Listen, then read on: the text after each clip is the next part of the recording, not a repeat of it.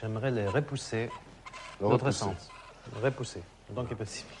On va voir si notre robot est influençable. Mentalement. Oui, hop, hop. L'esprit peut-il influencer la matière? C'est pour répondre à cette question qu'un physicien allemand a conçu ce robot, baptisé générateur numérique aléatoire. Le docteur René Péoc connaît bien l'engin. C'est grâce à lui qu'il a obtenu sa thèse de médecine en 1986. Des travaux révolutionnaires que Mario aimerait reproduire.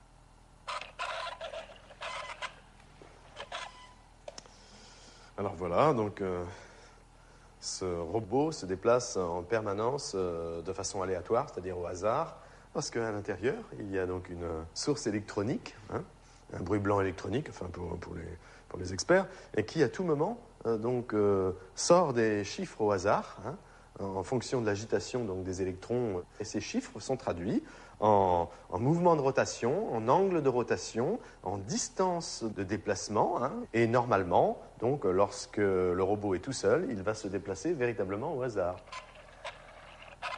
Pourquoi on fait cette recherche? Ça rentre dans un cadre plus large qui est la question très actuelle. Quelle est la nature de la conscience? Hein, c'est la conscience, quel est son rapport avec le corps, avec le monde extérieur? Et le but ici, c'est de voir effectivement si la conscience, quelque part, s'étale en dehors de ce qu'on peut appeler le corps physique, le cerveau. Donc ça, c'est un premier système, une première approche pour voir si effectivement l'esprit, d'une manière ou d'une autre, soit consciemment ou soit inconsciemment, a une petite influence sur la matière. En tout cas, il s'éloigne un petit peu. Un tout petit peu. Il faut être patient et jamais se déconcentrer. C'est en étudiant des poussins que René Péoc a eu l'idée de sa thèse de médecine.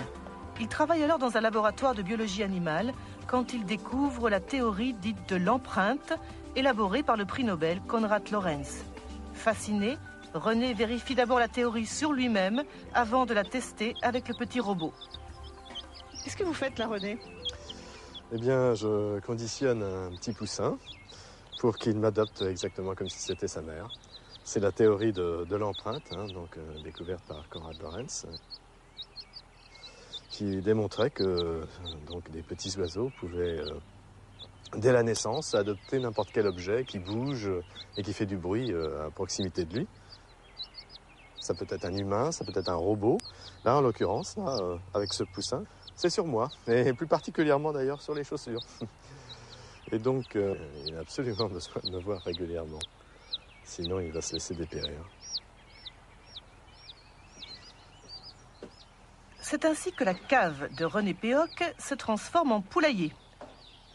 L'objectif du chercheur, conditionner des poussins pour qu'ils adoptent le générateur numérique aléatoire comme leur mère. Pour cela, chaque poussin doit passer au minimum 1 heure par jour pendant 1 semaine au contact du petit robot. Et ça marche. Il faut qu'il se reconditionne un petit peu. Privé de sa mère poule, dès la naissance, ce poussin développe une affection toute particulière pour le robot. Le but de l'expérience, c'est de mettre le poussin dans une cage transparente et de voir si le robot, qui normalement fonctionne au hasard dans toutes les directions, va avoir une trajectoire complètement perturbée, soit vers la cage, soit à l'opposé. Donc, va-t-il y avoir une influence de la pensée du poussin pour attirer le robot, ou est-ce que c'est impossible ?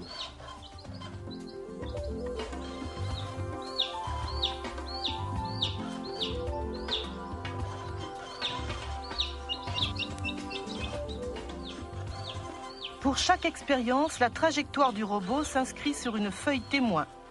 Normalement, les tracés sont totalement anarchiques, comme le veut le hasard. Mais là, on dirait que le robot sait où il va. Pendant 20 minutes, il s'approche doucement mais sûrement de la cage, comme s'il répondait aux appels désespérés du poussin. Apparemment, la volonté du petit oiseau a brisé la loi du hasard.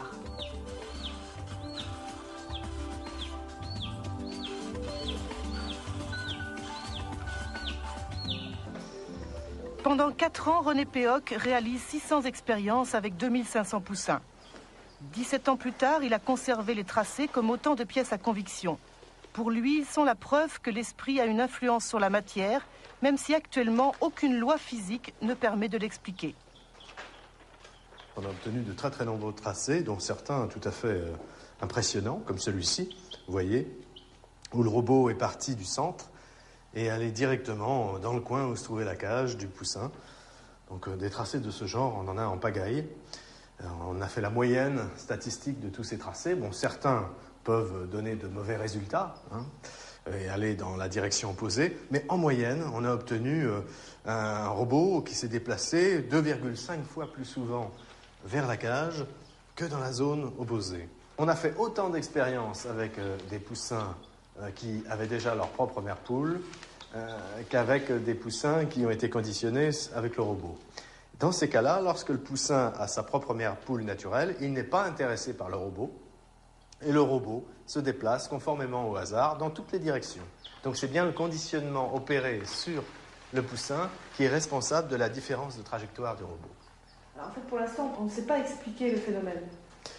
Non, c'est difficile de donner l'explication exacte. Bon, on peut émettre des hypothèses, mais à l'heure actuelle, il faut surtout déjà constater que le phénomène existe bien. Bon, parce qu'il y a des physiciens qui, quelquefois, s'amusent à critiquer, mais en fait, il y a aussi dans la physique fondamentale des phénomènes invisibles, immatériels, comme les lois physiques, les forces, l'énergie, le temps, les dimensions de l'espace. Tout ça, c'est de l'invisible, de l'immatériel, et on ne sait pas ce que c'est à la base. Bien là, la pensée, c'est le même type de phénomène. On ne la constate que par ses effets sur la matière, mais c'est invisible et immatériel. Et on s'aperçoit que l'homme ou l'animal peut interférer, peut biaiser les règles du hasard, de façon à ce que ce hasard lui soit favorable, dans le sens qu'il désire. Est-ce qu'il est difficile en France de choisir un tel thème comme sujet de doctorat ? C'est assez difficile, effectivement, parce que d'abord, on compromet sérieusement sa carrière. Oui.